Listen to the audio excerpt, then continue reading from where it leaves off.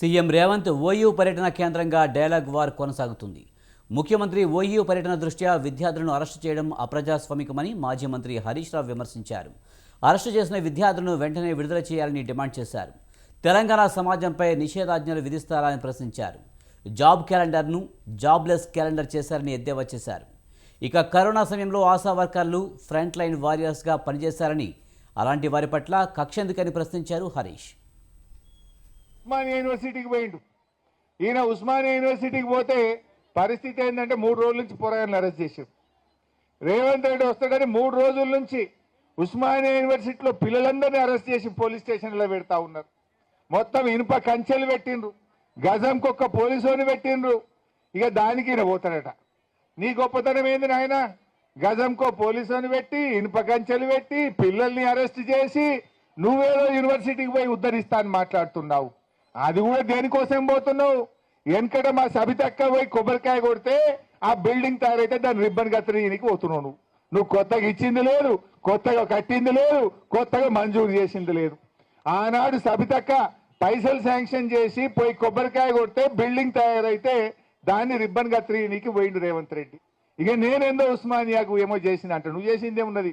BRS కట్టిన దానికి ribbon కత్తిరించుడు కట్టెల జేబులో పెట్టుకొని తిరుగుతున్నావు. నువ్వు అంతకు మించి ఏమన్నా ఉన్నదా? ఇవాళ ఉస్మానియా రేవంత్ రెడ్డి కథ ఎట్లున్నదంటే ఏమన్నా అడిగితే పైసలు లేవు అంటాడు. పైసలు లేవా? ఎందుకు లేవు పైసలు? కమిషన్లు వచ్చే దగ్గర మాత్రం పైసలు ఉన్నాయి. మీకు ఐడియా కోసం చెప్తున్నా. HMWS Hyderabad metro water works అని ఉంటుంది.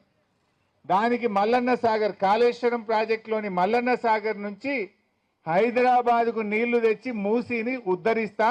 ఆ గోదావరి నీళ్లను కాళేశ్వరం ప్రాజెక్టు ద్వారా కట్టిన మల్లన్న సాగర్లో ఉన్న గోదావరి నీళ్లను తెచ్చి మూసీ మోరిలో పోస్తా, నీళ్లు శుద్ధమైతే అంటుండు. దానికి ఎంత ఖర్చు పెడుతుండు? 6,000 కోట్లు. మూసీ నీళ్లను మురికి నీళ్ళలో మంచినీళ్ళు పోసేందుకు 6,000 కోట్లు ఖర్చు పెడతా అంటుండు. దానికి మాత్రం పైసలు ఉన్నాయి. ఎందుకంటే ఆడ కమిషన్లు వస్తాయి. అదే HMWSలో STPలు 4,000 కోట్ల రూపాయలతో STPలు పెట్టుండు. కమిషన్లు కాంట్రాక్టులు కనుక దానికి పైసలు ఉన్నాయి. HMDAలో 10,000 కోట్లతో టెండర్లు పిలిచినాడు. GHMCలో 6,000 కోట్లతో టెండర్లు పిలిచాడు.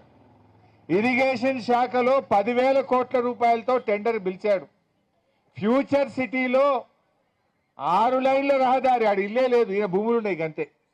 ఆడ ఇల్లు లేదు, ఊరు లేదు. రేవంత్ రెడ్డి చుట్టాలే, వాళ్ళ బామ్మర్దులే, ఆయన భూములు ఉంటే ఆ భూముల కాడికి 6,000 కోట్ల రూపాయలు ఖర్చు పెట్టి 6 లైన్ రోడ్ వేస్తుండు. దానికి మాత్రం పైసలు ఉన్నాయి.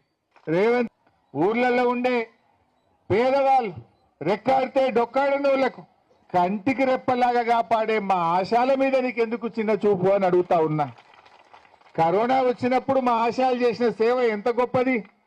కేసీఆర్ గారు మిమ్మల్ని ఎంత గొప్పగా ఆశా వర్కర్ల సేవల్ని ఆనాడు గుర్తు చేసిండో ఒక్కసారి గుర్తు తెచ్చుకోండి. కరోనాలో భారతదేశంలోనే తెలంగాణ ప్రభుత్వం ఆనాడు అద్భుతమైన సేవలు అందించి ప్రజల్ని కంటికి రెప్పలాగా కాపాడుకున్నది. అందులో అందరికంటే ముందు ప్రాణాలని కూడా లెక్కించగా మీ ప్రాణాలు కూడా కాపాడుకోవాలనే దానికంటే కూడా ప్రజల ప్రాణాలు కాపాడాలని మా ఆశా వర్కర్లు రాత్రింబవళ్ళు పనిచేసింది కదా. ఎంత కష్టపడ్డారు ఆ రోజు.